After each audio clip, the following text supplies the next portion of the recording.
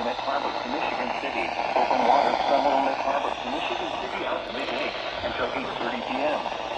At 7:26 p.m., severe thunderstorms capable of producing water spouts were located along a line extending from 16 nautical miles east of Harrison Beaver to 12 nautical miles northeast of Calumet Harbor to near Indiana Harbor, moving southeast at 20 knots.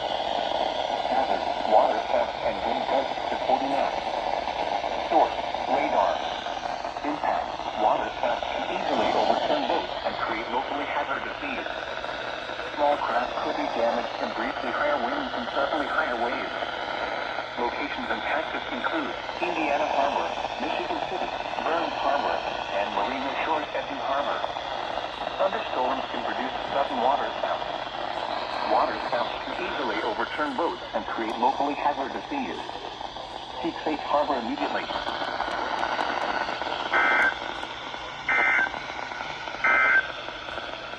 Here is the forecast for the Chicago